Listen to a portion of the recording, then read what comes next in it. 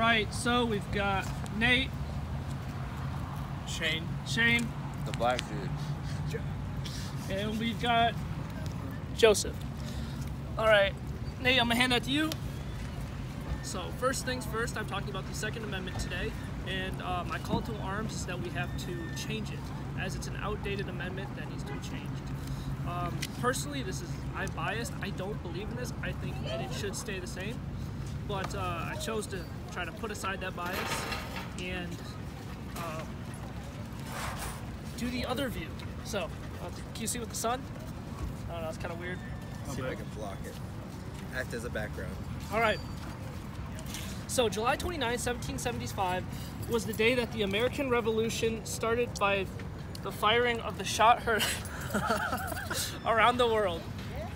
A small militia of inexperienced common people banded together with firearms in hand to break free from the tyranny and oppression of its motherland a whole ocean away. Since our country's founding in 1776, firearms have played a vital role in independence of our nation and also in the independence of other nations. From the trenches of World War I to the jungles of Vietnam to the sands of Iraq, humans have waged war against each other, and the war has not changed, but the tools in which humans have fought has changed. While our forefathers of the American Revolution fought with the same muskets that hung above their hearts, the soldiers of today fight with much different weapons. This is why the Second Amendment of our nation's Constitution needs to be changed. In my speech, I will explain why the amendment is obsolete, why it is harming America instead of helping it, and also by explaining how it should be changed. So the Second Amendment, which was ratified in December of 1791, states, "A well-regulated militia, being necessary to the security of a free state, the right of the people to keep and bear arms shall not be infringed." This amendment, which I remind you is over 200 years old, was first ratified in order to prevent the newly formed United States of America from falling under the tyranny and oppression of England. This was also formed at a time when firearms were single-shot, black powder rifles that needed flint, steel, and black powder to operate. These weapons were also the same weapons that families hunted with and fought with. So while the Second Amendment was a great way of assuring democracy endured in the 18th century, it has, just like these muskets, become obsolete in today's society. The United States has become a vast melting pot of different cultures, different viewpoints, and quickly advancing technologies. One of these quickly advancing technologies is firearms. The newer battle rifles of today are capable of firing multiple rounds a second with very high ammunition capacity, meaning less time to have to stop and load. As well as rifles with a high rate of fire and ammunition capacity are smaller, more compact handguns, which also have the same high rate of fire and high ammunition capacity. All these weapons, which are readily available to the public, are responsible to the nearly 40,000 firearm-related deaths in 2017. It is a lot. Are these weapons what our forefathers would have wanted us to have? Surely they did not imagine 40,000 people, more than 3/4 of the number that died during the American Revolution, to die in a single year from firearms. 2017 was the deadliest year for firearm-related deaths since 1968, with a whopping 1,000 more deaths than 2016. Out of these 39,773 deaths, roughly 60% were homicides, while 37% were suicides. When adjusted for population size, this equates to 12 deaths per every 100,000 people. Who's Caleb?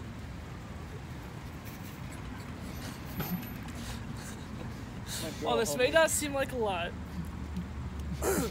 while this may not seem like a lot, the truth is that this is 39,773 more deaths than necessary.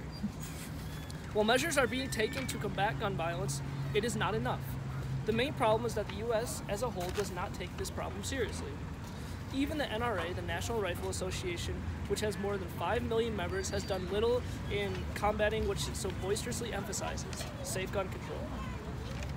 In 1996, under pressure from the NRA, Congress stripped the CDC of its budget, which would help study the health effects of shooting and prohibit the agency from promoting gun control. This proves that even the NRA understands the negative effects that firearms have on today's society. These statistics show that a change needs to be made, and it needs to be made now before these numbers rise even more. This is where my proposed plan comes into effect. So instead of altogether repealing the Second Amendment, which did not go well for the 18th Amendment, Congress should change the dynamics so that only militia members can own firearms. Currently, the only real militia is the National Guard, and this branch of the military is controlled by the governor. Only the Army and the Air Force have a National Guard, while the Marines, sailors, and coasties have reserve components, who are ultimately controlled by the president. So the President of the United States may call these Guard members, but ultimately their governor is their boss. So my proposed idea would be to only allow military members and first responders to own weapons. This ensures that a proper firearm safety mentality is drilled into these members, and it would also these members would allow to keep their weapons at home, but they have to be checked in and registered with a registered FFL dealer. So this way, criminals and the mentally disabled would not be allowed to own weapons, as they would not be allowed into the military or as employed as first responders. So in conclusion, the Second Amendment is outdated, ineffective, and needs to be changed. Firearms have grown vastly more dangerous than the intended firearms that were given immunity by the Founding Fathers. The problems of today need the solutions of today, and holding onto a vague, outdated amendment purely due to fear of a comeback of a tyrannical government is preposterous. Americans every day are falling victims to senseless gun violence that could have been avoided. So by changing the Second Amendment, we are also giving more people the chance to enjoy their unalienable rights, life, liberty, and the pursuit of happiness. So, now that I'm done with my speech, I challenge you to go online, look at the numbers for yourself, and research them. I am now going to open up the floor to any questions. I think you had a question, right? What was a coasting? So you had a question about how many guns are in America. It's a good question, right? So these are the statistics from 2016. So it says that 270 million guns in America, which equates to to 90 guns for every 100 people. So that's only 10 people that do not have firearms. So that's a lot of firearms in the world. America currently has the most firearms of any country. Any other questions? Isn't there like 6 billion people in the world? There's actually 8 billion now. Oh, fuck. Yes, 8.5 billion. Any other questions? All right, thank you.